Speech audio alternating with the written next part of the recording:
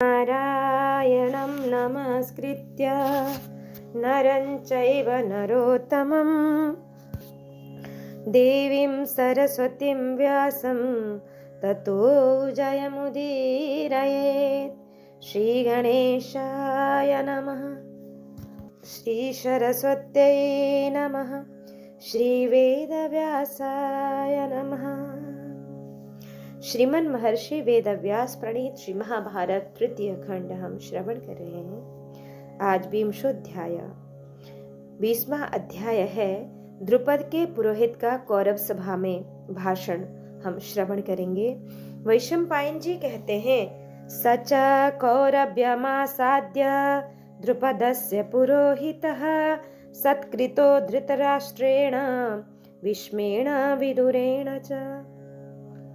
जन्मेजय तदंतर द्रुपद के पुरोहित कौरव नरेश के पास पहुंचकर राजा धृतराष्ट्र, भीम तथा विदुर जी द्वारा सम्मानित हुए।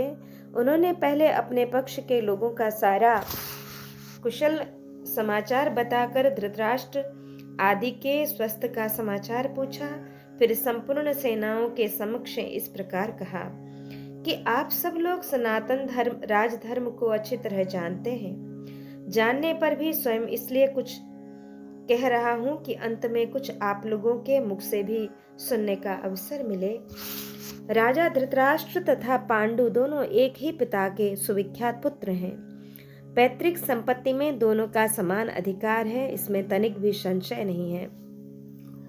धृतराष्ट्र के जो पुत्र हैं उन्होंने तो पैतृक धन प्राप्त कर लिया, परंतु पांडवों को वह पैतृक संपत्ति क्यों न प्राप्त हो। धृतराष्ट्र ने सारा धन अपने अधिकार में कर लिया, इसलिए पांडु पुत्रों को पैतृक धन नहीं मिला है। यह बात आप सब लोग पहले से ही जानते हैं। उसके बाद दुर्योधन आदि धृतराष्ट्र पुत्रों ने प्राणांतकारी उपायों द्वारा अनेक बार पांडवों को नष्ट करने का प्रयत्न किया, परंतु इनकी आयु शेष थी, इसलिए वे इन्हें यमलोक न पहुंचा सके। फिर महात्मा पांडवों ने अपने बाहुबल से नूतन राज्य की प्रतिष्ठा करके उसे बढ़ा लिया, परंतु शकुनी सहित क्षुद्र धृतराष्ट्र पुत्रों ने जुए में छल कपट का आश्रय ले उसका हरण कर लिया। तत्पश्चात धृतराष्ट्र ने भी उस द्युत कर्म का अनुमोदन किया और उन्होंने जैसा आदेश दिया उसके अनुसार पांडव महान वन में 13 वर्ष तक निवास करने के लिए विवश हुए। पत्नी सहित वीर पांडवों को कौरव सभा में भारी क्लेश पहुंचाया गया तथा वन में भी उन्हें नाना प्रकार के भयंकर कष्ट भोगने पड़े।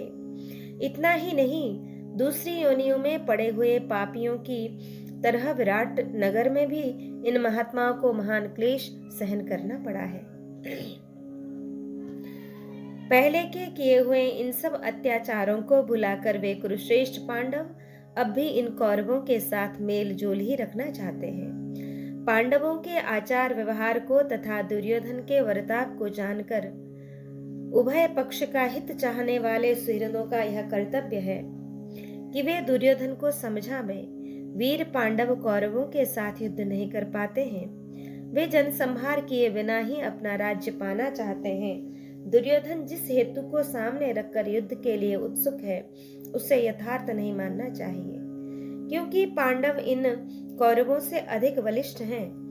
धर्मपुत्र युधिष्ठिर के पास 7 अक्षौणी सेनाएं भी एकत्र हो गई हैं, जो कौरवों के साथ युद्ध की अभिलाषा रखकर उनके आदेश भर की प्रतीक्षा कर रही है।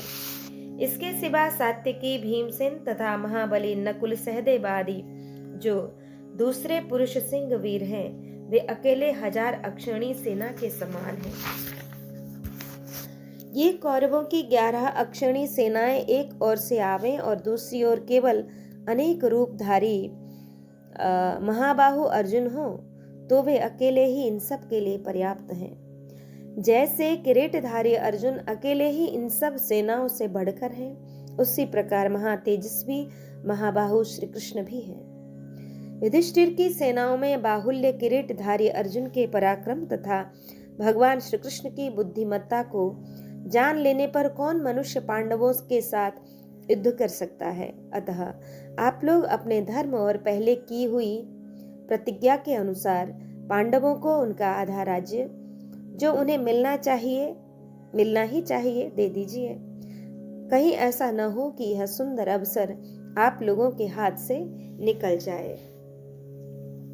वैशंपायन जी कहते हैं कि जन्मेजय, पुरोहित की यह बात सुनकर बुद्धि में बड़े चढ़े महातेजस्वी भीष्म ने समय के अनुरूप उनकी पूजा करके इस प्रकार कहा, ब्राह्मण कि ब्राह्मण हम सब पांडव भगवान श्री कृष्ण के साथ सकुशल हैं, यह सौभाग्य की बात है। उनके बहुत से सहायक हैं, वे धर्म में रत हैं, तत्पर हैं, यह भी तो सौभाग्य तथा हर्ष का विषय है। गुरुकुल को आनंदित करने वाले पांचों भाई पांडव संधि की इच्छा रखते हैं, यह सौभाग्य का विषय है। वे अपने बंधु बांधवों के साथ युद्ध में मन नहीं लगा रहे हैं, यह भी सौभाग्य की ही बात है। आपने जितनी बातें कही हैं वे सब सत्य हैं, इसमें संशय नहीं, परंतु आपकी बातें बड़ी तीखी हैं। यह तीक्ष्णता ब्राह्मण स्वभाव के कारण ही है, ऐसा मुझे प्रतीत होता है। निसंदेह पांडवों को वन में और यहाँ भी कष्ट उठाना पड़ा है। उन्हें धर्मतः अपनी सारी पैतृक संपत्ति पाने का अधिकार प्राप्त हो चुका है, इसमें भी कोई संशय नहीं है। कुंती पुत्र किरीटधारी महारथी अर्जुन बलवान तथा अस्त्र विद्या में निपुण है। कौन ऐसा वीर है जो युद्ध में पांडुपुत्र अर्जुन का वेग सह सकेगा? साक्षात वज्रधारी इंद्र भी युद्ध में उनका सामना नहीं कर सकते, तो फिर दूसरे धनुर्धरों की तो बात ही क्या है। मेरा तो ऐसा विश्वास है कि अर्जुन तीनों लोकों का सामना करने में समर्थ हैं। भीष्म जी इस प्रकार कह ही रहे थे कि कर्ण ने दुर्योधन की ओर देखकर क्रोध से धृष्टता पूर्वक आक्षेप करते हुए भीष्म जी के कथन की अवहेलना करके यह बात कही। ब्राह्मण, इस लोक में जो घटना बीत चुकी है वह किसी को अज्ञात नहीं है। इसको दोहराने से या बार बार उस पर भाषण देने से क्या लाभ है? पहले की बात है, शकुनी ने दुर्योधन के लिए पांडुपुत्र युधिष्ठिर को द्युत क्रीड़ा में परास्त किया था और वे इस जुए की शर्त के अनुसार वन में गए थे। युधिष्ठिर उस शर्त का पालन करके अपना पैतृक राज्य चाहते हों, ऐसी बात नहीं है। वे तो मूर्खों की भांति मत्स्य और पांचाल देश की सेना के भरोसे राज्य लेना चाहते हैं। विद्वान दुर्योधन किसी के भय से अपने राज्य का आधा कौन कहे चौथाई भाग भी नहीं देंगे, परंतु धर्मानुसार तो वे शत्रु को ही समुची पृथ्वी दे सकते हैं।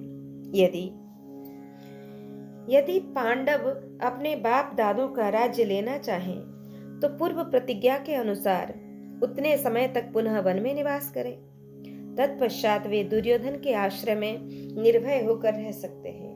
केवल मूर्खतावश वे अपनी बुद्धि को अधर्म परायण न बनावें। यदि पांडव धर्म को त्याग कर युद्ध ही करना चाहते हैं, तो इन कुरुश्रेष्ठ वीरों से भिड़ने पर मेरी बात याद करेंगे। भीष्म जी बोले, राधानंदन, तू जो इस प्रकार बढ़ बढ़कर बातें बनाता है, इससे क्या होगा? तुझे पार्थ का वह पराक्रम याद करना चाहिए, जबकि विराटनगर के युद्ध में उन्होंने अकेले ही संपूर्ण सेना सहित 6 अतिरथियों को जीत लिया था।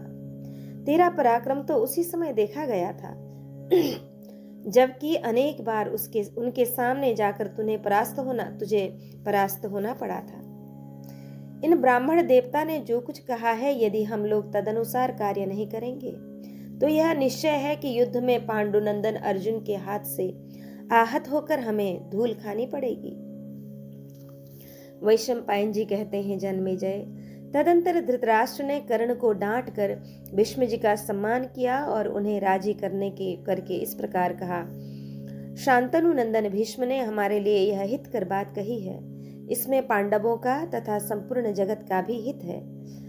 ब्राह्मण, अब मैं कुछ सोच विचार कर पांडवों के पास संजय को भेजूंगा। आप पुनः पांडवों के पास ही पधारें, विलंब न करें।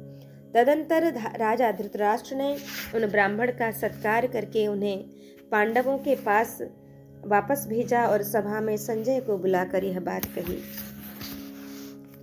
धृतराष्ट्र ने कहा कि संजय, लोग कहते हैं कि पांडव उपलभ्य नामक स्थान में आ गए हैं। तुम वहां जाकर उनका समाचार जानो। अजात शत्रु युधिष्ठिर से आदर पूर्वक मिलकर कहना, सौभाग्य की बात है कि आप सनद्ध होकर अपने योग्य स्थान पर आ पहुंचे हैं। संजय, सब पांडवों से कहना कि हम लोग सकुशल हैं।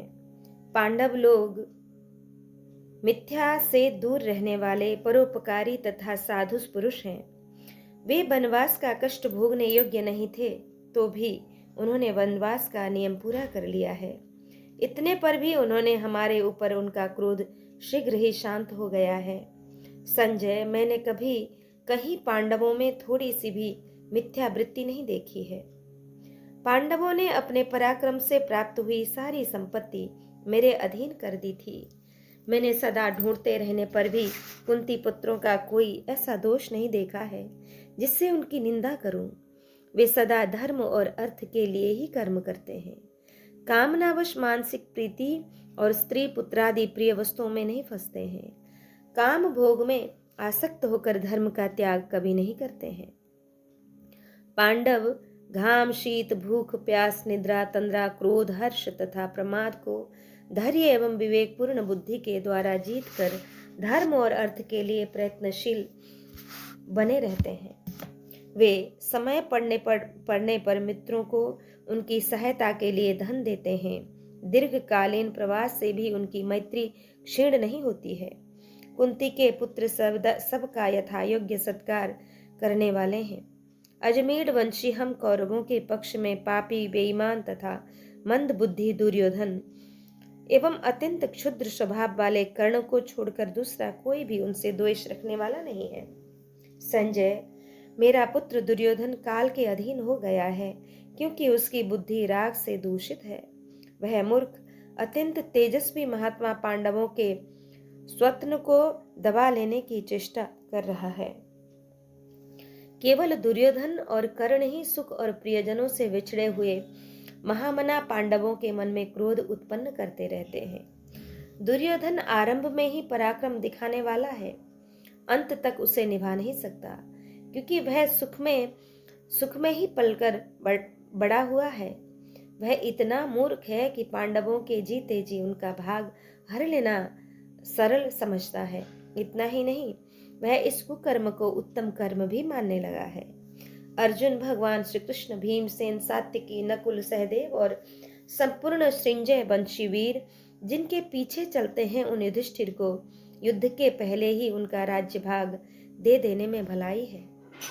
गांडीवधारी सब्यसाची अर्जुन रथ में बैठकर अकेले ही सारी पृथ्वी को जीत सकते हैं।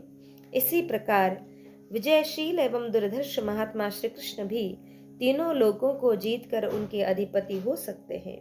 जो समस्त लोकों में एकमात्र सर्वश्रेष्ठ वीर है, जो मेघ गर्जना के समान गंभीर शब्द करने वाले तथा टिड्डियों के दल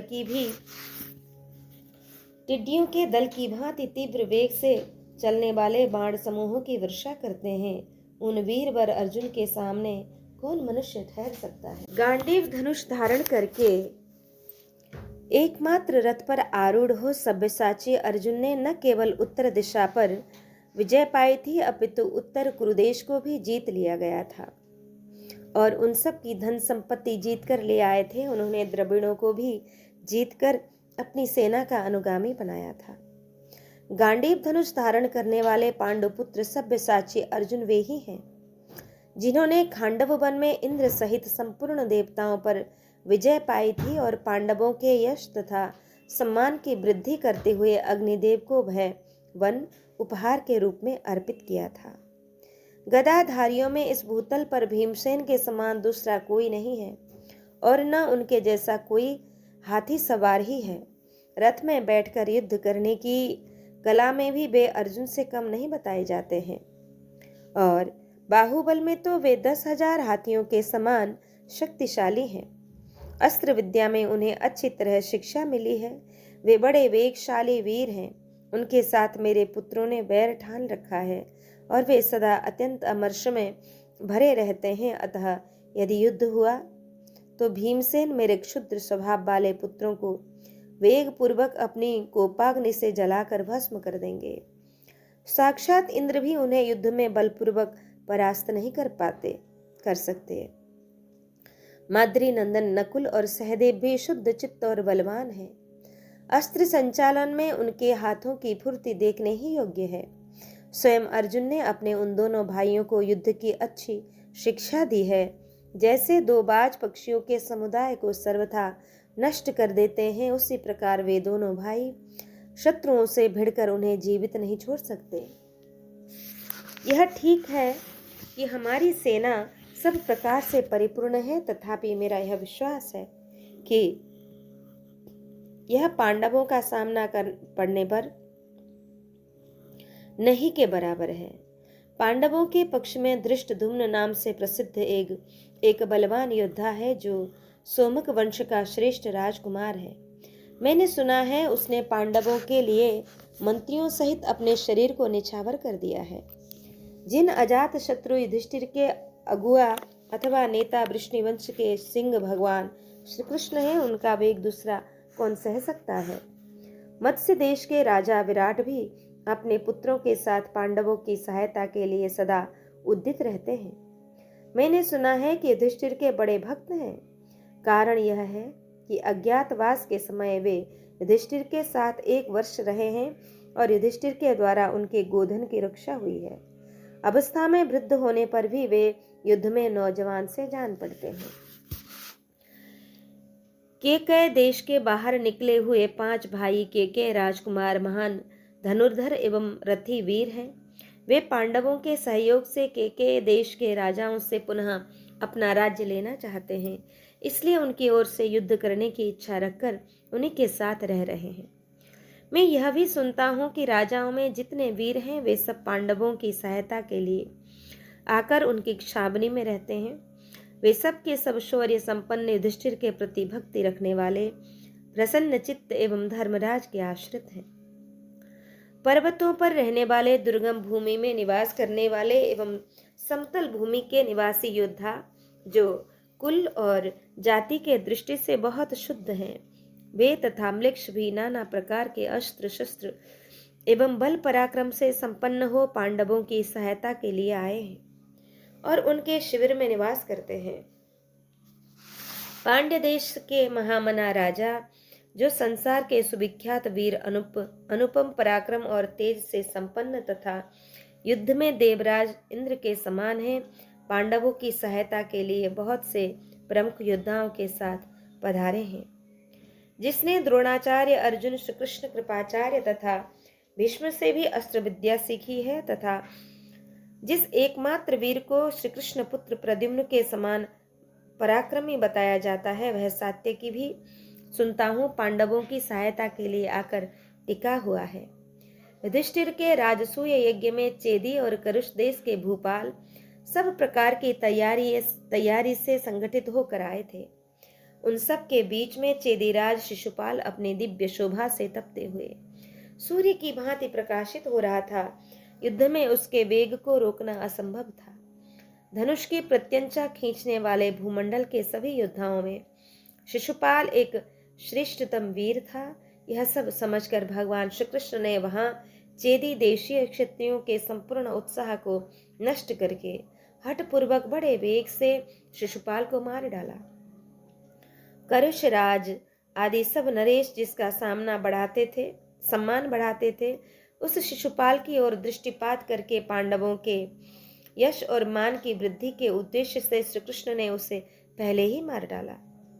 सुग्रीव आदि घोड़ों से जुते हुए रथ पर आरूढ़ होने वाले श्री कृष्ण को असह्य मानकर चेदीराज शिशुपाल के सिवा दूसरे भूपाल उसी प्रकार पलायन कर गए जैसे सिंह को देखते ही जंगल के क्षुद्र पशु भाग जाते हैं। जिसने द्वैरथ युद्ध में विजय की शाखा रखकर भगवान श्री कृष्ण का विरोधी हो बड़े वेग से उन पर धावा किया, वह शिशुपाल श्री कृष्ण के हाथ से मारा जाकर प्राण शून्य हो सदा के लिए इस प्रकार धरती पर सो गया मानो कनेर का वृक्ष हवा के वेग से उखड़कर धराशायी हो गया हो। संजय, पांडवों के किए हुए श्री कृष्ण के उस पराक्रम का वृत्तांत मेरे गुप्तचरों ने मुझे बताया था। गावलगणे श्रीहरि के उन विरोचित कर्म को बारंबार याद करके मुझे शांति नहीं मिल रही है। जिनके अग्रगामी वृष्णि सिंह भगवान वासुदेव हैं, उन पांडवों का आक्रमण कभी भी दूसरा कोई शत्रु नहीं सह सकता। श्री कृष्ण और अर्जुन दोनों एक रथ पर एकत्र हो गए हैं, यह सुनकर तो मेरा हृदय भय से कांप उठता है। संजय, यदि मेरा बुद्धिमती मंद बुद्धि पुत्र उन दोनों से युद्ध करने के लिए न जाए, तभी वह कल्याण का भागी हो सकता है। अन्यथा वे दोनों वीर कौरवों को उसी प्रकार भस्म कर देंगे जैसे इंद्र और विष्णु दैत्य सेना का संहार कर डालते हैं। मुझे तो अर्जुन इंद्र के समान प्रतीत होते हैं और वृष्णि वीर श्री कृष्ण सनातन विष्णु जान पड़ते हैं। कुंती नंदन पांडु पुत्र युधिष्ठिर धर्माचरण में सुख मानते हैं। वे लज्जाशील और बलशाली हैं। उनके मन में किसी के प्रति कभी शत्रु भाव नहीं पैदा हुआ है। नहीं तो वे मनस्वी युधिष्ठिर दुर्योधन के द्वारा छल कपट के शिकार होने पर क्रोध करके मेरे सभी पुत्रों को जलाकर भस्म कर देते। संजय, मैं अर्जुन, भगवान श्री कृष्ण, भीमसेन तथा नकुल सहदेव से भी उतना ही डरता हूँ जितना कि क्रोध से तमतमाए हुए राजा युधिष्ठिर के कोप से। उनके रोष से मैं सदा ही अत्यंत भयभीत रहता हूँ, क्योंकि वे महान तपस्वी और ब्रह्मचर्य से संपन्न हैं। इसलिए उनके मन में जो संकल्प होगा वह सिद्ध होकर ही रहेगा। संजय, मैं उनके क्रोध को देखकर और भी उचित जानकर आज बहुत डरा हुआ हूँ।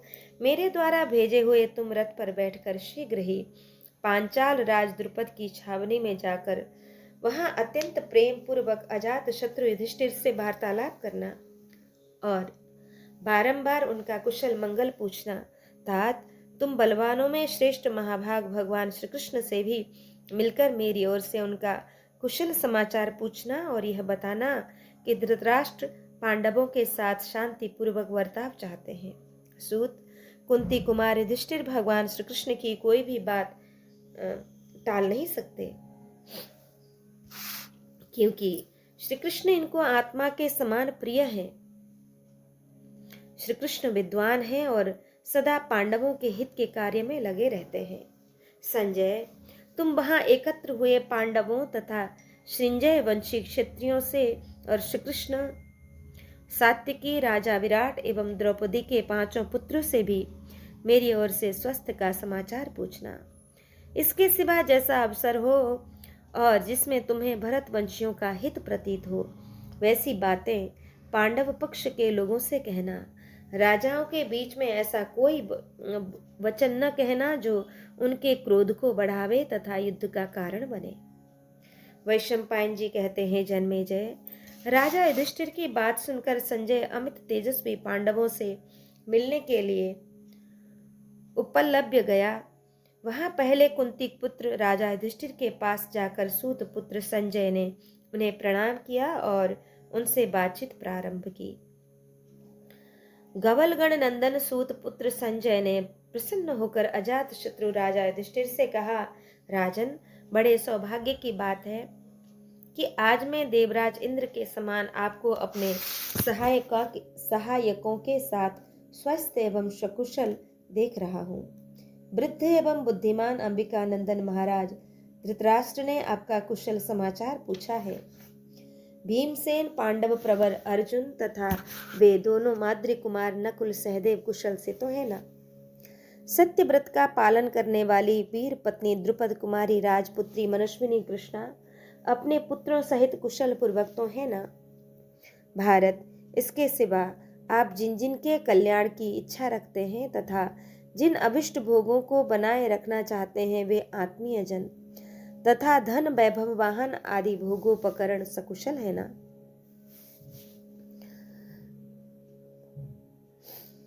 युधिष्ठिर बोले,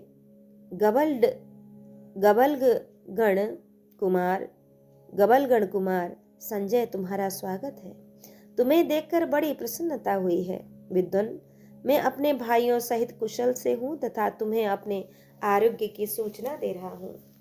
सूत, कुरुकुल के वृद्ध पुरुष भरत नंदन महाराज धृतराष्ट्र का यह कुशल समाचार दीर्घ काल के बाद बाद सुनकर और प्रेम पूर्वक तुम्हें भी देखकर मैं यह अनुभव करता हूँ कि आज मुझे साक्षात महाराज धृतराष्ट्र का ही दर्शन हुआ है।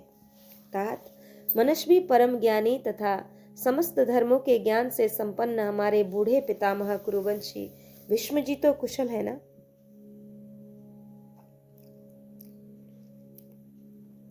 हम लोगों पर उनका स्नेह भाव तो पूर्ववत बना हुआ है ना?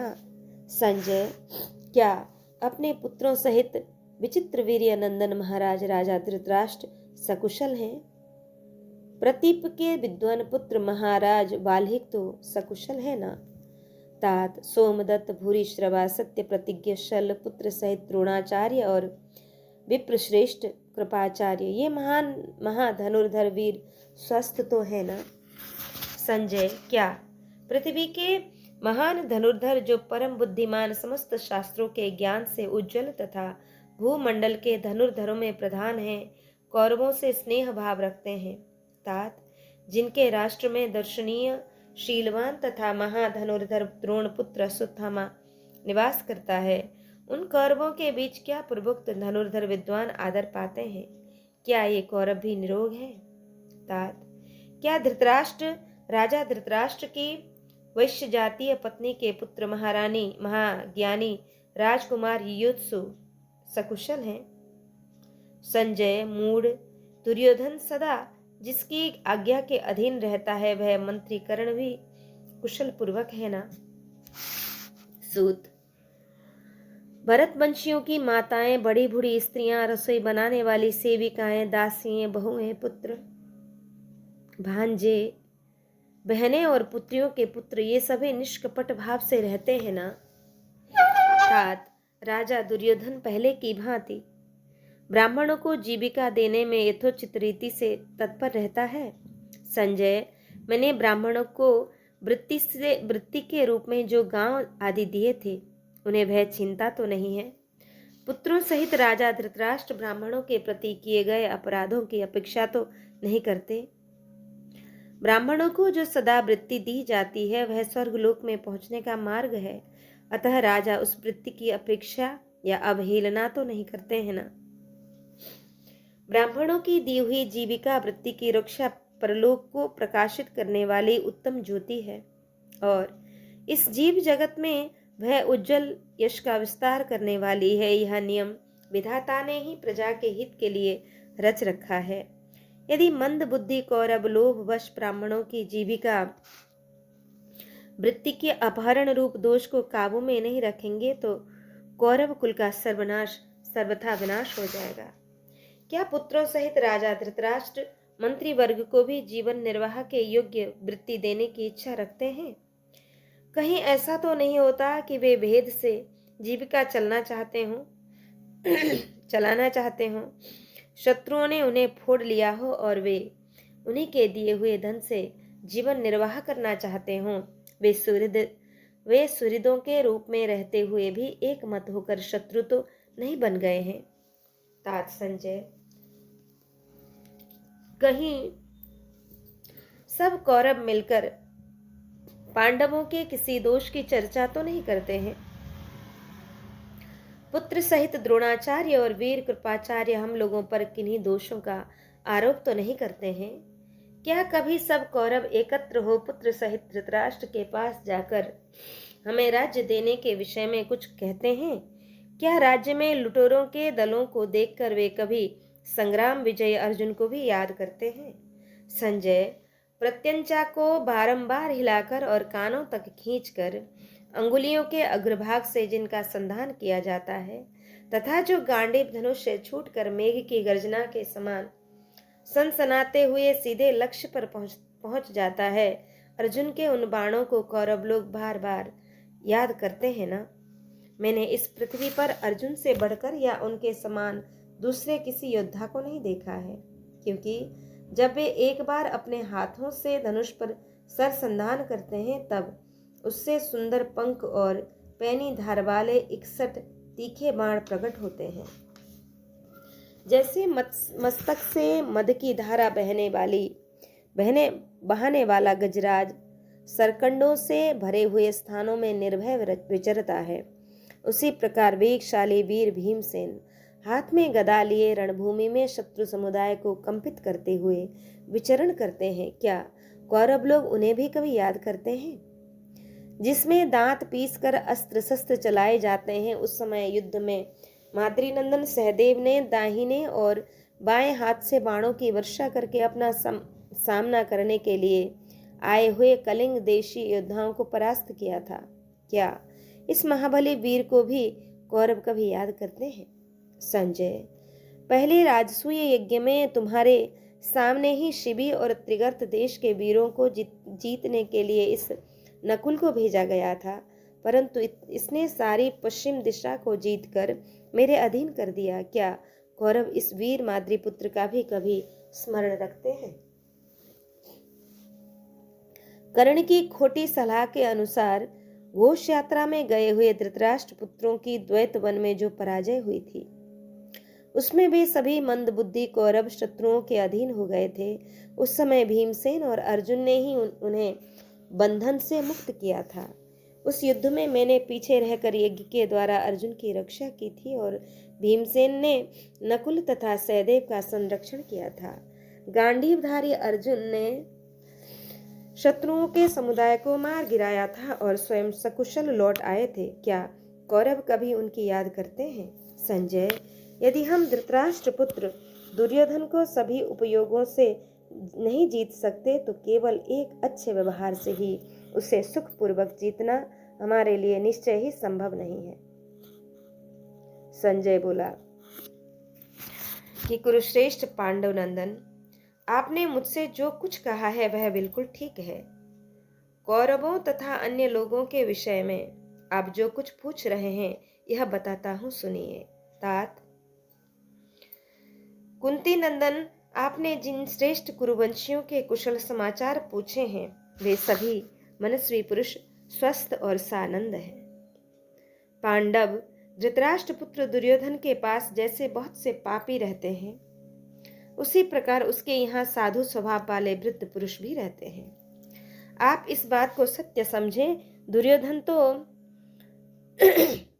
शत्रुओं को भी धन देता है, फिर वह ब्राह्मणों की जीविका का लोभ तो कर ही कैसे सकता है। आप लोगों ने दुर्योधन के प्रति कभी द्रोह का भाव नहीं रखा है, तो भी वह आपके प्रति तो क्रूरतापूर्ण व्यवहार करता है, द्रोही पुरुषों के समान ही आचरण करता है। दुर्योधन के लिए यह उचित नहीं है। आप जैसे साधु स्वभाव लोगों से द्वेष करने पर तो पुत्रों सहित राजा धृतराष्ट्र असाधु और मित्र द्रोही ही समझे जाएंगे। अजात शत्रु, राजा धृतराष्ट्र अपने पुत्रों को आपसे द्वेष करने की आज्ञा नहीं देते, बल्कि आपके प्रति उनके द्रोह की बात सुनकर वे मन ही मन अत्यंत संतप्त होते तथा शोक किया करते हैं, क्योंकि वे अपने यहाँ पधारे हुए ब्राह्मणों से मिलकर सदा उनसे यही सुना करते हैं कि मित्रद्रोह सब पापों से बढ़कर है। नरदेव, कौरवगण युद्ध की चर्चा चलने पर आपको तथा वीराग्रणी अर्जुन को भी स्मरण करते हैं। युद्ध काल में जब दुंदुभी और शंख की ध्वनि गूंज उठती है, उस समय उन्हें गदा पाणी भीमसेन की बहुत याद आती है। समरांगण में जिन्हें हराना तो दूर की बात है, विचलित या कंपित करना भी अत्यंत कठिन है। जो शत्रु सेना पर निरंतर बाणों की वर्षा करते हैं और संग्राम में संपूर्ण दिशाओं में आक्रमण करते हैं, उन महारथी माद्री कुमार नकुल सहदेव को भी कौरव सदा याद करते हैं। पांडुनंदन महाराज युधिष्ठिर, मेरा यह विश्वास है कि मनुष्य का भविष्य जब तक वह सामने नहीं आता किसी को ज्ञात नहीं होता, क्योंकि आप जैसे धर्म संपन्न पुरुष भी अत्यंत भयंकर क्लेश में पड़ गए। अजात शत्रु, संकट में पड़ने पर भी आप ही अपनी बुद्धि से विचार कर इस झगड़े की शांति के लिए पुनः कोई सरल उपाय ढूंढ निकालिए। पांडु के सभी पुत्र इंद्र के समान पराक्रमी हैं, वे किसी भी स्वार्थ के लिए कभी धर्म का त्याग नहीं करते। अतः अजात शत्रु, आप ही इस समस्या का हल कीजिए, जिससे धृतराष्ट्र के सभी पुत्र पांडव, श्रृंजय वंशी क्षत्रिय तथा अन्य नरेश जो आकर सेना की छावनी में टिके हुए हैं, कल्याण के भागी हों।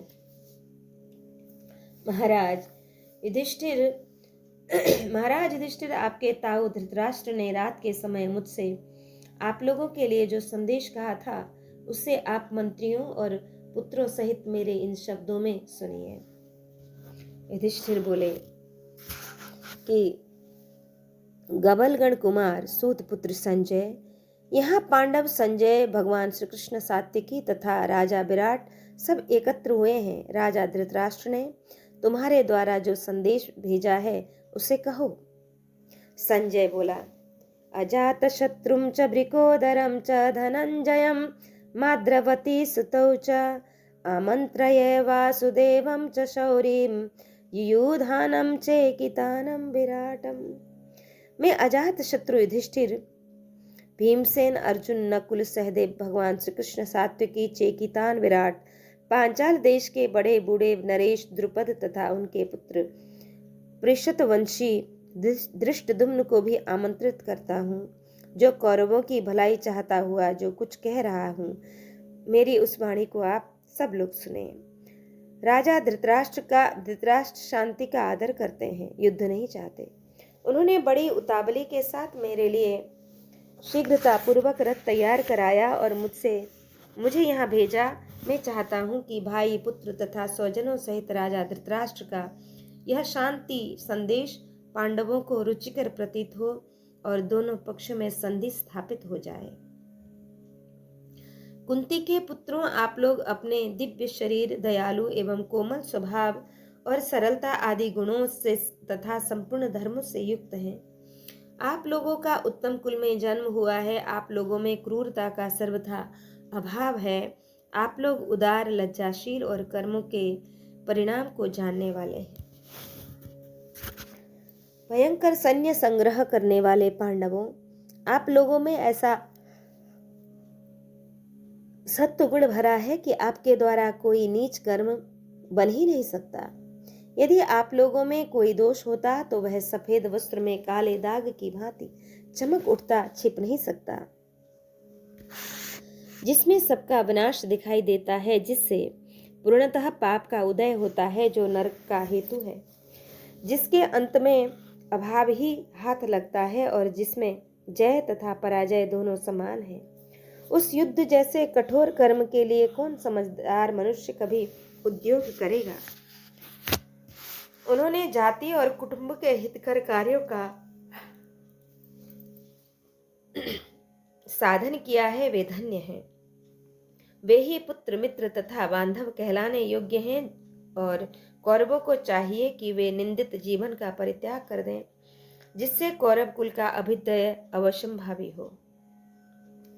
कुंती कुमारों, यदि आप लोग समस्त कौरवों को निश्चित रूप से अजात शत्रु मानकर उन्हें दंड देंगे, कैद करेंगे अथवा उनका वध कर डालेंगे, तो उस दशा में आपका जो जीवन होगा वह आपके द्वारा कुटुंबी जनों का वध होने के कारण अच्छा नहीं समझा जाएगा। वह निंदित जीवन तो मृत्यु के समान ही होगा। भगवान श्री कृष्ण, चेकितान और सात्विकी आप लोगों के सहायक हैं। आप लोग महाराज द्रुपद के बाहुबल से सुरक्षित हैं। ऐसी दशा में इंद्र सहित समस्त देवताओं को अपने सहयोग के रूप में पाकर भी कौन ऐसा मनुष्य होगा जो आप लोगों को जीतने का साहस करेगा। राजन, इस प्रकार द्रोणाचार्य, भीष्म, अश्वत्थामा, शल्य, कृपाचार्य आदि वीरों तथा अन्य राजाओं सहित कर्ण के द्वारा सुरक्षित कौरवों को युद्ध में जीतने का साहस कौन कर सकता है। राजा दुर्योधन के पास विशाल वाहिनी एकत्र हो गई है। कौन ऐसा वीर है जो स्वयं क्षीण न होकर उस सेना का विनाश कर सके। मैं तो इस युद्ध में किसी भी पक्ष की जय हो या पराजय, कोई कल्याण की बात नहीं देखता हूँ। भला कुंती के पुत्र नीच कुल में उत्पन्न हुए दूसरे अधम मनुष्यों के समान ऐसा निंदित कर्म कैसे कर सकते हैं, जिससे न तो धर्म की सिद्धि होने वाली है और न अर्थ की ही। यहाँ भगवान श्री कृष्ण तथा वृद्ध पांचाल द्रुपद भी उपस्थित हैं। मैं इन सब को प्रणाम करके प्रसन्न करना चाहता हूँ। हाथ जोड़कर आप लोगों की शरण में आया हूँ। आप लोग स्वयं विचार करें कि कुरु तथा संजय वंश का कल्याण कैसे हो। मुझे विश्वास है कि भगवान श्री कृष्ण अथवा अर्जुन इस प्रकार प्रार्थना पूर्वक कही हुई मेरी किसी भी बात को ठुकरा नहीं सकते। इतना ही नहीं, मेरे मांगने पर अर्जुन अपने प्राण तक दे सकते हैं, फिर दूसरी किसी वस्तु के लिए तो कहना ही क्या है। विद्वान राजा युधिष्ठिर, मैं संधि कार्य की सिद्धि के लिए यह सब कुछ कह रहा हूँ। भीष्म तथा राजा धृतराष्ट्र को भी यही अभिमत होगा। इसी से आप सब लोगों को उत्तम शांति प्राप्त होगी। युधिष्ठिर बोले, संजय, तुमने मेरी कौन सी ऐसी बात सुनी है जिससे मेरी युद्ध की इच्छा व्यक्त हुई है, जिसके कारण तुम युद्ध से भयभीत हो रहे हो। तात, युद्ध करने की अपेक्षा युद्ध न करना ही श्रेष्ठ है। सूत, युद्ध न करने का अवसर पाकर भी कौन मनुष्य कभी युद्ध में प्रवृत्त होगा। संजय, यदि कर्म न करने पर भी पुरुष का संकल्प सिद्ध हो जाता, वह मन से जिस जिस वस्तु को चाहता वह उससे मिल जाती, तो कोई भी मनुष्य कर्म नहीं करता। यह बात मुझे अच्छी तरह मालूम है। युद्ध किए बिना यदि थोड़ा भी लाभ प्राप्त होता हो तो उसे बहुत समझना चाहिए। मनुष्य कभी भी किस लिए युद्ध का विचार करेगा। किस देवताओं ने शाप दे रखा है जो जानबूझकर युद्ध का वर्ण करेगा। कुंती के पुत्र सुख की इच्छा रखकर वही कर्म करते हैं जो धर्म के विपरीत न हो तथा जिससे सब लोगों का भला होता हो। हम लोग वही सुख चाहते हैं जो धर्म की प्राप्ति कराने वाला हो। जो इंद्रियों को प्रिय लगने वाले विषय रस का अनुगामी होता है, वह सुख को पाने और दुख को नष्ट करने की इच्छा से कर्म करता है, परंतु वास्तव में उसका सारा कर्म दुख रूप ही है।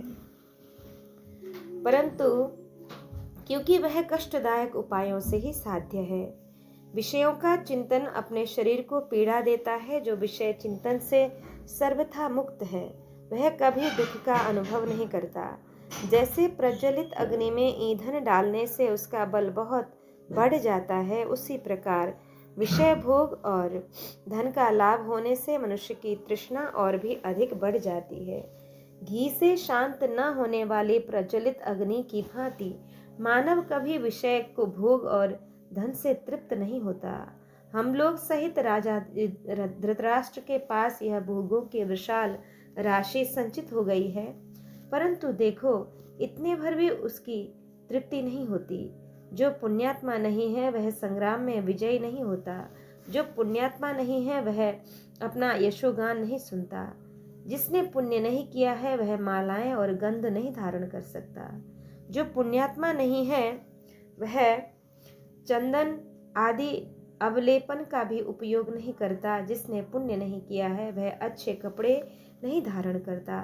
यदि राजा धृतराष्ट्र पुण्यवान न होते तो हम लोगों को कुरुदेश से दूर कैसे कर देते। तथापि यह भोग तृष्णा अज्ञानी दुर्योधन आदि के ही योग्य है, जो प्रायः सभी के शरीर के भीतर अंतःकरण को पीड़ा देती रहती है। राजा धृतराष्ट्र स्वयं तो विषम बर्ताव में लगे हुए हैं, परंतु दूसरों में समतापूर्ण बर्ताव देखना चाहते हैं। यह अच्छी बात नहीं है। वे जैसा बर्ताव देखते हैं वैसा ही दूसरों का भी देखें। संजय, जैसे कोई मनुष्य शिशिर ऋतु बीतने पर ग्रीष्म ऋतु की दोपहरी में बहुत घास फूस से भरे हुए गहन वन में आग लगा दे और वह हवा चलने से वह आग सब ओर फैलकर अपने निकट आ जाए, तब उसकी ज्वाला से अपने आप को बचाने के लिए वह कुशल क्षेम की इच्छा रखकर बार बार शोक करने लगे, उसी प्रकार आज राजा धृतराष्ट्र सारा ऐश्वर्य अपने अधिकार में करके खोटी बुद्धि वाले उद्दंड भाग्यहीन मूर्ख और किसी अच्छे मंत्री की सलाह के अनुसार न चलने वाले अपने पुत्र दुर्योधन का पक्ष लेकर सब किस लिए दीन की भांति विलाप करते हैं।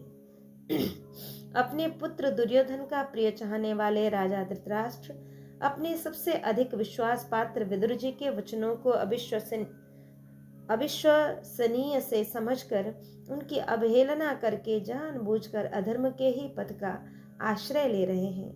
बुद्धिमान कौरवों के अभिष्ट की सिद्धि चाहने वाले बहुश्रुत विद्वान, उत्तम वक्ता तथा शीलवान विदुर जी का भी राजा धृतराष्ट्र ने कौरवों के हित के लिए पुत्र स्नेह की लालसा से आदर नहीं किया। संजय, दूसरों का मान मिटाकर अपना मान चाहने वाले, ईर्ष्यालु, क्रोधी, अर्थ और धर्म का उल्लंघन करने वाले, कटुवचन बोलने वाले, क्रोध और दीनता के वशवर्ती, कामात्मा, भोगासक्त, पापियों से प्रशंसित, शिक्षा देने के अयोग्य, भाग्यहीन, अधिक क्रोधी, मित्रद्रोही तथा पाप बुद्धि पुत्र दुर्योधन का प्रिय चाहने वाले राजा धृतराष्ट्र ने समझाते हुए भी धर्म और काम का परित्याग किया है। संजय, जिस समय मैं जुआ खेल रहा था उस समय की बात है। विदुर जी शुक्र नीति के अनुसार युक्ति युक्त वचन कह रहे थे, तो भी दुर्योधन की ओर से उन्हें प्रशंसा नहीं प्राप्त हुई। तभी मेरे मन में यह विचार उत्पन्न हुआ था कि संभवतः कौरवों का विनाश काल समीप आ गया है। सूत, जब तक कौरव विदुर जी की बुद्धि के अनुसार बर्ताव करते और चलते थे, तब तक सदा उनके राष्ट्र की वृद्धि होती ही थी। जब से उन्होंने विदुर जी से सलाह लेना छोड़ दिया, तभी से उन पर विपत्ति आ पड़ी है। गबल्ग गण पुत्र संजय, धन के लोभी दुर्योधन के जो जो मंत्री हैं, उनके नाम आज तुम मुझसे सुन लो। दुशासन, शकुनी तथा सूत पुत्र कर्ण, यही उनके मंत्री हैं। उनका मोह तो देखो। मैं बहुत सोचने विचारने पर भी कोई ऐसा उपाय नहीं देखता जिससे कुरु एवं संजय वंश दोनों का कल्याण हो। धृतराष्ट्र हम शत्रुओं से ऐश्वर्य छीन कर दूरदर्शी विदुर को देश से निर्वासित करके अपने पुत्रों सहित भूमंडल का निष्कंटक साम्राज्य प्राप्त करने की आशा लगाए बैठे हैं। ऐसे लोभी नरेश के साथ केवल संधि ही बनी रहेगी, युद्ध आदि का अवसर नहीं आएगा, यह संभव नहीं जान पड़ता, क्योंकि हम लोगों के बन चले जाने पर वे हमारे सारे धन को अपना ही मानने लगे हैं। कर्ण, जो ऐसा समझता है कि युद्ध में धनुष उठाए हुए अर्जुन को जीत लेना सहज है, वह उसकी भूल है। पहले तो बड़े बड़े युद्ध हो चुके हैं, उनमें कर्ण इन कौरवों का आश्रयदाता क्यों न हो सका। अर्जुन से बढ़कर दूसरा कोई धनुर्धर नहीं है, इस बात को कर्ण जानता है। दुर्योधन जानता है, आचार्य द्रोण और भीष्म पितामह जानते हैं, तथा अन्य जो जो कौरव वहां रहते हैं वे सब भी जानते हैं। समस्त कौरव तथा एकत्र हुए अन्य भूपाल भी इस बात को जानते हैं कि शत्रु दमन अर्जुन के उपस्थित रहते हुए दुर्योधन ने किस उपाय से पांडवों का राज्य प्राप्त किया, अर्थात उन्होंने अपनी वीरता से नहीं अपितु छल पूर्वक जुए के द्वारा ही हमारा राज्य लिया है। राज्य आदि पर जो पांडवों का ममत्व है उसे हर लेना क्या दुर्योधन सरल समझता है। इसके लिए उसे उन किरीटधारी अर्जुन के साथ युद्ध भूमि में उतरना पड़ेगा, जो 4 हाथ लंबा धनुष धारण करते हैं और धनुर्वेद के प्रकांड विद्वान हैं। धृतराष्ट्र के पुत्र तभी तक जीवित हैं जब तक कि वे युद्ध में गांडीव धनुष का टंकार घोष नहीं सुन रहे हैं। दुर्योधन जब तक क्रोध में भरे हुए भीमसेन को नहीं देख रहा है, तभी तक अपने राज्य प्राप्ति संबंधी मनोरथ को सिद्ध हुआ समझे। तात संजय, जब तक भीमसेन, अर्जुन, नकुल तथा सहनशील वीर सहदेव जीवित हैं, तब तक इंद्र भी हमारे ऐश्वर्य का अपहरण नहीं कर सकता। सूत, यदि राजा धृतराष्ट्र अपने पुत्रों के साथ यह अच्छी तरह समझ लेंगे कि पांडवों को राज्य न देने में कुशल नहीं है, तो धृतराष्ट्र के सभी पुत्र समरांगण में पांडवों की क्रोधाग्नि से दग्ध होकर नष्ट होने से बच जाएंगे। संजय, हम लोगों को कौरवों के कारण पहले ही क्लेश उठाना पड़ा है, यह तुम भलीभांति जानते ही हो। तथापि मैं तुम्हारा आदर करते हुए उनके सब अपराधों को क्षमा कर सकता हूँ। दुर्योधन आदि कौरवों ने पहले हमारे साथ कैसा बर्ताव किया है और उस समय हम लोगों का उनके साथ कैसा बर्ताव रहा है, यह भी तुमसे छिपा नहीं है। अब भी वह सब कुछ पहले की ही समान हो सकता है जैसा तुम कह रहे हो। उसके अनुसार मैं शांति धारण कर लूंगा, परंतु इंद्रप्रस्थ में पूर्ववत मेरा ही राज्य रहे और भरतवंशी शिरोमणि सुयोधन मेरा वह राज्य मुझे लौटा दे। संजय बोला, पांडुनंदन, आपकी प्रत्येक चेष्टा सदा धर्म के अनुसार ही होती है। कुंती कुमार, आपकी वह धर्मयुक्त चेष्टा लोक में विख्यात है ही, देखने में भी आ रही है। यद्यपि यह जीवन अनित्य है, तथापि इससे महान सुयश की प्राप्ति हो सकती है। पांडव, आप जीवन की उस अनित्यता पर दृष्टिपात करें और अपनी कीर्ति को नष्ट न होने दें। अजात शत्रु, यदि कौरव युद्ध के बिना आपको राज्य का भाग न दें तो भी अंधक और वृष्णिवंशी क्षत्रियों के राज्य में भीख मांगकर जीवन निर्वाह कर लेना मैं आपके लिए श्रेष्ठ समझता हूँ, परंतु युद्ध करके राज्य लेना अच्छा नहीं समझता। मनुष्य जो यह जीवन है वह बहुत थोड़े समय तक रहने वाला है। इसको क्षीण करने वाले महान दोष इससे प्राप्त होते रहते हैं। यह सदा दुखमय और चंचल है। अतः पांडुनंदन, आप युद्ध रूपी पाप न कीजिए, वह आपके सुयश के अनुरूप नहीं है। नरेंद्र, जो धर्माचरण में विघ्न डालने की मूल कारण है वे कामनाएं प्रत्येक मनुष्य को अपनी ओर खींचती हैं। अतः बुद्धिमान मनुष्य पहले उन कामना को नष्ट करता है, तदंतर जगत में निर्मल प्रशंसा का भागी होता है। कुंती नंदन, इस संसार में धन की तृष्णा ही बंधन में डालने वाली है। जो धन की तृष्णा में फंसता है उसका धर्म भी नष्ट हो जाता है। जो धर्म का वर्ण करता है वही ज्ञानी है। भोगों की इच्छा करने वाला मनुष्य तो धन में आसक्त होने के कारण धर्म से भ्रष्ट हो जाता है। तात, धर्म, अर्थ और काम तीनों में धर्म को प्रधान मानकर तदनुसार चलने वाला पुरुष महाप्रतापी होकर सूर्य की भांति चमक उठता है, परंतु जो धर्म से हीन है और जिसकी बुद्धि पाप में ही लगी हुई है वह मनुष्य इस सारी पृथ्वी को पाकर भी कष्ट ही भोगता है। आपने परलोक पर विश्वास करके वेदों का अध्ययन, ब्रह्मचर्य का पालन एवं यज्ञों का अनुष्ठान किया है तथा ब्राह्मणों को दान दिया है और अनंत वर्षों तक वहां के सुख भोगने के लिए अपने आप को भी समर्पित कर दिया है। जो मनुष्य भोग तथा प्रिय पुत्रादि का निरंतर सेवन करते हुए योगाभ्यासोपयोगी कर्म का सेवन नहीं करता, वह धन का क्षय हो जाने पर सुख से वंचित हो काम वेग से अत्यंत विक्षुब्ध होकर सदा दुख शैया पर शयन करता रहता है। जो ब्रह्मचर्य पालन में प्रवृत्त न हो, धर्म का त्याग करके अधर्म का आचरण करता है तथा जो मूढ़ परलोक पर विश्वास नहीं रखता, वह मंद भाग्य मानव शरीर त्यागने के पश्चात परलोक में बड़ा कष्ट पाता है। पुण्य अथवा पाप किन्हीं भी कर्मों का परलोक में नाश नहीं होता। पहले कर्ता के पुण्य और पाप परलोक में जाते हैं, फिर उन्हीं के पीछे पीछे करता जाता है। लोक में आपके कर्म इस रूप में विख्यात हैं कि आपने उत्तम दक्षिणायुक्त वृद्ध श्राद्ध आदि के अवसरों पर ब्राह्मणों को न्यायोपार्जित प्रचुर धन एवं श्रद्धा सहित उत्तम गंधयुक्त सुस्वादु एवं पवित्र अन्न का दान किया है। कुंती नंदन, इस शरीर के रहते हुए ही कोई भी उत्तम सत्कर्म किया जा सकता है, मरने के बाद कोई कार्य नहीं किया जा सकता। आपने तो परलोक में सुख देने वाला महान पुण्य कर्म किया है, जिसकी साधु पुरुषों ने भूरी भूरी प्रशंसा की है। पुण्यात्मा मनुष्य स्वर्गलोक में जाकर मृत्यु, बुढ़ापा तथा भय त्याग देता है। वहां उसे मन के प्रतिकूल भूख प्यास का कष्ट भी नहीं सहन करना पड़ता। परलोक में इंद्रियों को सुख पहुंचाने के सिवा दूसरा कोई कर्तव्य नहीं रह जाता है। देव योनि भोग योनि है, कर्म योनि नहीं। उनमें नवीन कर्म करने के लिए देवता बाध्य नहीं है। नरेंद्र, इस प्रकार हृदय को प्रिय लगने वाले विषय से कर्म फल की प्रार्थना नहीं करनी चाहिए। पांडुनंदन, इन दोनों लोकों में कभी न जाए, अपितु सनातन मोक्ष सुख के लिए निष्काम कर्म अथवा ज्ञान योग की ही साधना करे। इस तरह ज्ञानाग्नि के द्वारा कर्मों को दग्ध करके सत्य, दम, आर्जन, सरलता तथा अनृशंसता, दया, इन सद्गुणों का कभी त्याग न करे। अश्वमेध, राजसूय और अन्य यज्ञों को भी न छोड़े, परंतु युद्ध जैसे पाप कर्म के निकट फिर कभी न जाए।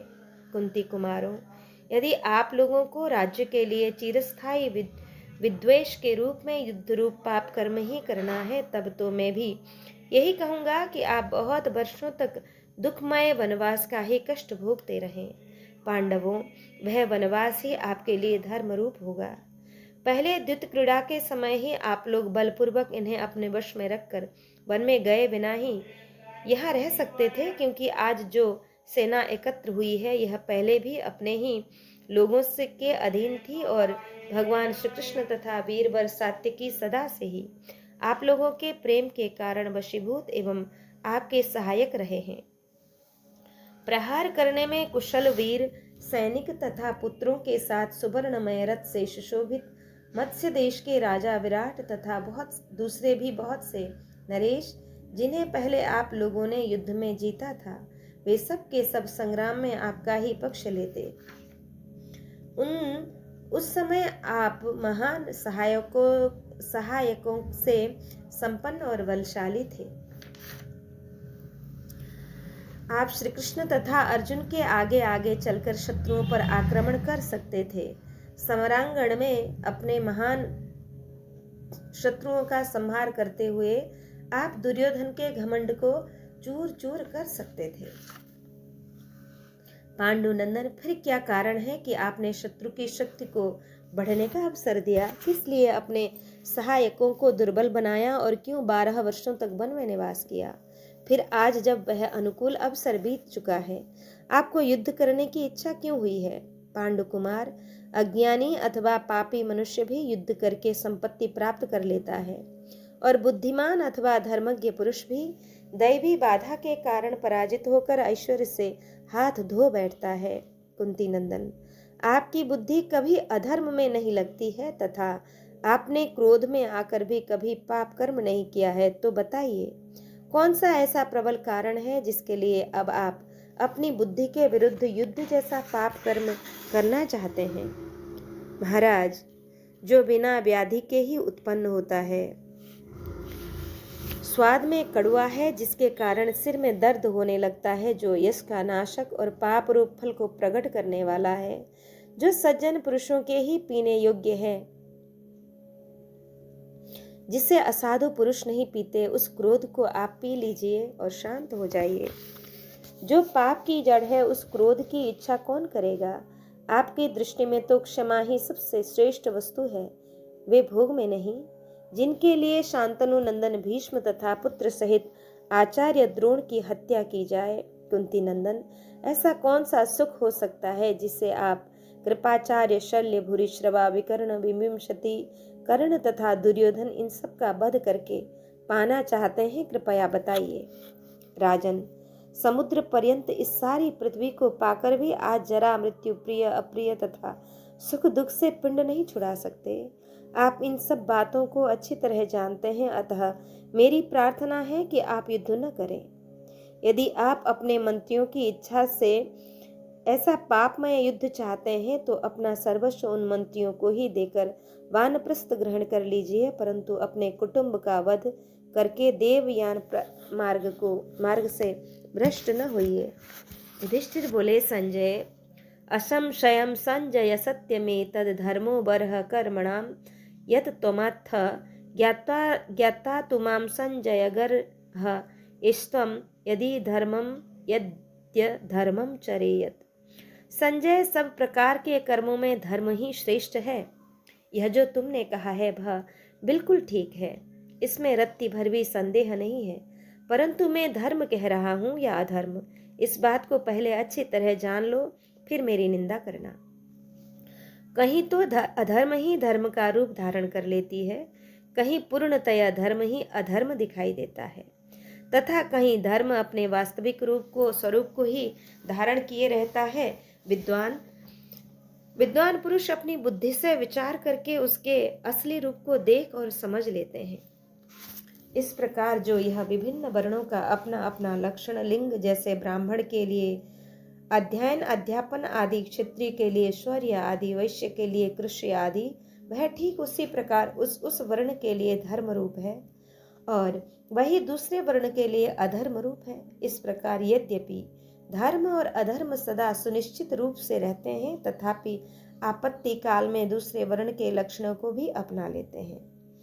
प्रथम वर्ण ब्राह्मण का जो विशेष लक्षण याजन और अध्यापन आदि है, वह उसी के लिए प्रमाणभूत है।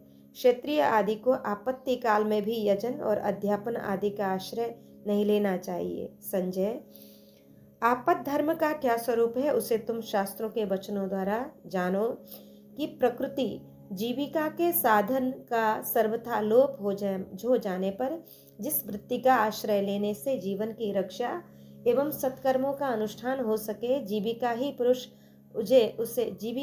पुरुष उसे अवश्य अपनाने की इच्छा करे। संजय, जो प्रकृतिस्थ स्वाभाविक स्थिति में स्थित होकर भी आपद धर्म का आश्रय लेता है, वह अपनी लोभ वृत्ति के कारण निंदनीय होता है, तथा जो आपत्तिग्रस्त होने पर भी उस समय के अनुसार शास्त्रोक्त साधन को अपनाकर जीविका नहीं चलाता, वह जीवन और कुटुंबी रक्षा न करने के कारण गर्हणीय होता है। इस प्रकार ये दोनों तरह के लोग निंदा के पात्र होते हैं। सूत, जीविका का मुख्य साधन न होने पर ब्राह्मणों का नाश न हो जाए, ऐसी इच्छा रखने वाले विधाता ने जो उनके लिए अन्य वर्णों की वृत्ति से जीविका चलाकर अंत में प्रायश्चित करने का विधान किया है, उस पर दृष्टिपात करो। फिर यदि हम आपत्ति काल में भी स्वाभाविक कर्मों में ही लगे हों और आपत्ति काल न होने पर भी अपने वर्ण के विपरीत कर्मों में स्थित हो रहे हों, तो उस दशा में हमें देखकर तुम अवश्य हमारी निंदा करो। मनीषी पुरुष को सत्व आदि के बंधन से मुक्त होने के लिए सदा ही सत्पुरुषों का आश्रय लेकर जीवन निर्वाह करना चाहिए। यह उनके लिए शास्त्रीय विधान है। परंतु जो ब्राह्मण नहीं है उन तथा जिनकी ब्रह्म विद्या में निष्ठा नहीं है, उन सब के लिए सबके समीप अपने धर्म के अनुसार ही जीविका चलानी चाहिए। यज्ञ की इच्छा रखने वाले मेरे पूर्व पितामह आदि तथा उनके भी पूर्वज उसी मार्ग पर चलते रहे जिसकी मैंने ऊपर चर्चा की है, तथा जो कर्म करते हैं वे भी उसी मार्ग से चलते आए हैं। मैं भी नास्तिक नहीं हूँ, इसलिए उसी मार्ग पर चलता हूँ, उसके सिवा दूसरे मार्ग पर विश्वास नहीं रखता हूँ। संजय, इस धरातल पर जो कुछ भी धन वैभव विद्यमान है, नित्य यौवन से युक्त रहने वाले देवताओं के यहाँ जो धनराशि है, उससे भी उत्कृष्ट जो प्रजापति का धन है, तथा जो स्वर्गलोक एवं ब्रह्मलोक का संपूर्ण वैभव है, वह सब मिल रहा हो तो भी मैं उसे अधर्म से लेना नहीं चाहूंगा।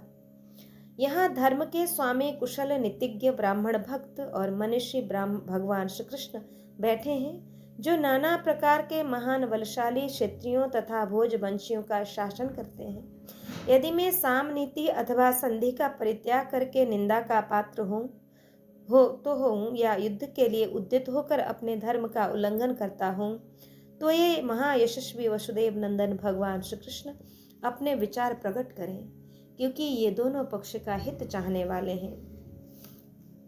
ये सात्यकी, ये चेदी देश के लोग, ये अंधक, वृष्णि, भोज, कुकुर तथा संजय वंश के क्षत्रिय इन्हीं भगवान वासुदेव की सलाह से चलकर अपने शत्रुओं को बंदी बनाते हुए सुहृदों को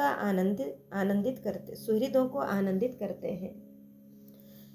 श्री कृष्ण की बताई हुई नीति के अनुसार वर्ताव करने से वृष्णि और अंधक वंश के सभी उग्रसेन आदि क्षत्रिय इंद्र के समान शक्तिशाली हो गए हैं, तथा सभी यादव मनस्वी, सत्यपरायण, महान, बलशाली और भोग सामग्री से संपन्न हुए हैं। पौंड्रिक वासुदेव के छोटे भाई काशी नरेश बभ्रू श्री कृष्ण को ही शासक बंधु के रूप में पाकर उत्तम राज्य लक्ष्मी के अधिकारी हुए हैं। भगवान श्री कृष्ण बभ्रू के लिए समस्त मनोवांछित भोगों की वर्षा उसी प्रकार करते हैं जैसे वर्षा काल में मेघ प्रजाओं के लिए जल की वृष्टि करता है। तात संजय, तुम्हें मालूम होना चाहिए कि भगवान श्री कृष्ण ऐसे प्रभावशाली हैं और विद्वान हैं। ये प्रत्येक कर्म का अंतिम परिणाम जानते हैं। ये हमारे सबसे बढ़कर प्रिय तथा श्रेष्ठतम पुरुष हैं। मैं इनकी आज्ञा का उल्लंघन नहीं कर सकता। इस प्रकार श्री महाभारत उद्योग पर्व के अंतर्गत संजय यान पर्व में युधिष्ठिर वचन संबंधी यह 28वां अध्याय पूर्ण हुआ। आज के पारायण को श्री ठाकुर जी के चरण में अर्पित करके यहाँ विश्राम लेंगे। जय जय श्री राधेश्याम।